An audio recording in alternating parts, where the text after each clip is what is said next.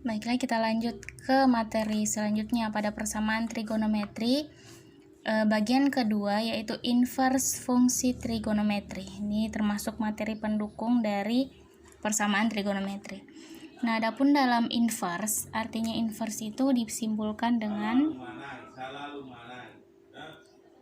simbolnya itu adalah misalnya A inverse, pangkatnya berarti pangkat min 1. Itu dia simbolnya dari inverse ya. Inverse A misalkan. Nah, untuk menentukan inverse dalam trigonometri itu berlaku di sinus, kosinus, dan tangen. Misalnya ada sinus inverse, kosinus inverse, dan tangen inverse. Oke.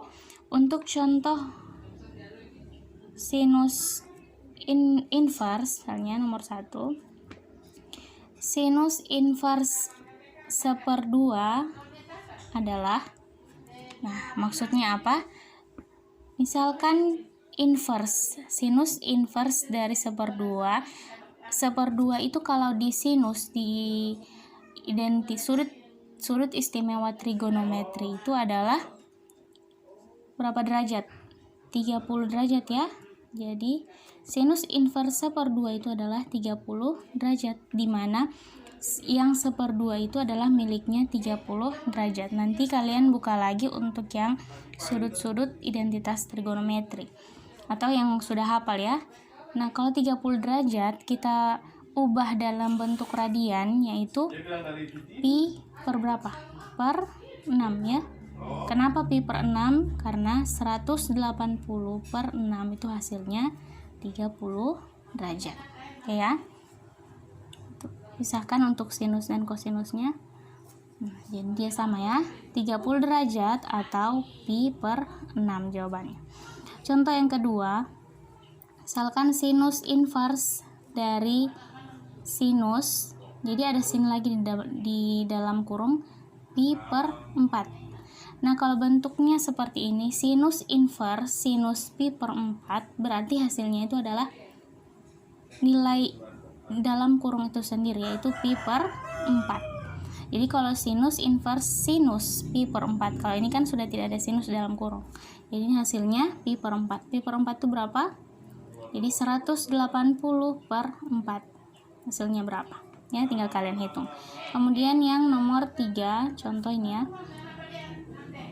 Untuk yang sinus inverse, nah, ini sudah terbalik lagi ya, min 1 per akar 5. Perhatikan, sinus inverse dari min 1 per akar 5 itu berapa hasilnya? Jadi dia tetap nilainya yang ini ya, min 1 per akar 5. Nah, syaratnya kalau ada bilangan pecahan di bagian bawah atau penyebutnya itu akar, maka dikalikan dengan akar sekawan, yaitu kali akar 5 per akar 5. Di min 1 kali akar 5 min akar 5 atau min 1 akar 5. Oke. Per akar 5 kali akar 5 dapat akar 5 pangkat 2. Pangkat ketemu akar, habis tersisa 1 per 5. Ini 1 per 5 akar 5. Jangan lupa ada negatif di situ ya. Di sama dengan min 1/5 akar 5. Itu untuk yang contoh sin. Berlaku juga untuk yang cos misalkan. Jadi bentuknya berlaku juga untuk yang cos. Bagi yang sudah hafal identitas trigonometri ini mudah ya. Misalnya ada contoh nomor 1. Cos inverse dari 0 derajat. Dari 0 ya, bukan 0 derajat. Nah, cos inverse dari 0, dimana untuk identitas itu yang nilainya 0 itu berapa derajat? Yaitu 90 derajat ya. Kalau 90 derajat berarti kalau dalam bentuk radian adalah pi per 2. Masih ingat kenapa pi per 2? 180 dibagi 2 dapat 90. Oke ya. Coba lagi yang nomor 2 untuk yang cos. Cos inverse dari min 1/2. Oke. Nah, ini sudah ada negatif ya, sama dengan yang ini. Nah, cos inverse 1/2. Jadi kalau 1/2 nilai dari cos berapa? cos 60 derajat ya. Cos 60 derajat. Karena ada negatif berarti min 60 derajat. Nah, min 60 derajat kalau kita ubah ke dalam radian hasilnya adalah pi per 3. Kenapa? Karena 180 dibagi 3 hasilnya 60. Jangan ingat ya, masih ada negatif, jadi di situ ada negatif. Oke. Kemudian itu ya untuk cos, berlaku juga untuk yang tangen. Misalnya ada contoh tangen. Tangen inverse dari min 1. Nah, kalau min 1 itu dalam identitas trigonometri itu dia tangen dari berapa derajat? Yaitu 45 derajat. Karena ada negatif jadi min 45 derajat. Atau dalam radian yaitu pi per 4. Ya, pi per 4 ya. 180 dibagi 4 itu adalah 45. Jangan lupa ada negatif ya. Negatif pi per 4. Kemudian contoh yang kedua, tangen inverse dari akar 3 per 3. Akar 3 per 3 itu berapa? Tangen 30 derajat. Kalau diubah dalam radian yaitu pi per 6. Kemudian kalau yang ketiga, lanjut contoh 3. Tangen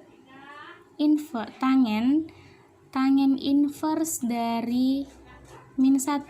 Nah, ini bentuknya sudah beda ya. Ada tangen inverse dari min 1. Maka hasilnya itu adalah bukan radian lagi, bukan derajat atau radian lagi, maka hasilnya yang ini. Min 1. Begitu juga ke yang 4 misalnya lagi ya. Tangen inverse dari akar 5. Nah, ada tangen dan tangen inverse, maka nilainya yang ada di dalam kurung itu akar 5. Oke ya. Ini untuk contoh awal dari bentuk inverse sinus, kosinus, dan tangen. Nah, ada contoh gabungan. Contoh 1 ini ya. Contoh gabungannya, misalkan sinus inverse 0 tambah sinus inverse akar 2 per 2 tambah sinus inverse akar 3 per 2 tambah sinus inverse 1/2. Oke. Nah, ini sudah dioperasikan dalam bentuk operasi pecahan ya. Nah, untuk menyederhanakan ini diubah dulu nilai inverse-nya menjadi derajat sama dengan yang ini. Contoh yang sudah dijelaskan tadi. Jadi kalau sinus inverse dari 0 itu berapa derajat? Jadi 0 derajat ya. Oke. Kemudian tambah sinus inverse dari 1/2 akar 3 adalah 45 derajat. Sinus inverse dari 1/2 akar 3 yaitu 60 derajat. Sinus inverse dari 1/2 yaitu 30 derajat. Nanti kalau dijumlahkan 45 tambah 60 tambah 60 tambah 30. Hasilnya berapa? Turun 5. Oke, 6 tambah 3 9 10 11 12 13 dapat 135 derajat. Oke ya. Oke. Kalau kalian ubah ke dalam radian bisa kalian ubah ke dalam radian. Jadi apakah dia hasilnya kan radian itu pi adalah 180. Kira-kira dikalikan berapa dibahagi berapa dapat hasilnya 135. Itu pemisalannya. Kalau kalian masih susah dengan pengubahan radian, langsung saja hasilnya ini. Apa ya? Oke. Kemudian ada kuis yang perlu kalian kerjakan mengenai operasi pada inverse sinus, kosinus, dan tangen. Misalnya nomor 1, sinus inverse dari min akar 3 per 2 kurang sinus inverse min akar 2 per 2 tambah sinus inverse min 1 kurang sinus inverse 0. Nomor 2, cos inverse 0 kurang cos inverse 1/2 tambah cos inverse akar 2/2 kurang cos inverse akar 3/2. Nomor 3,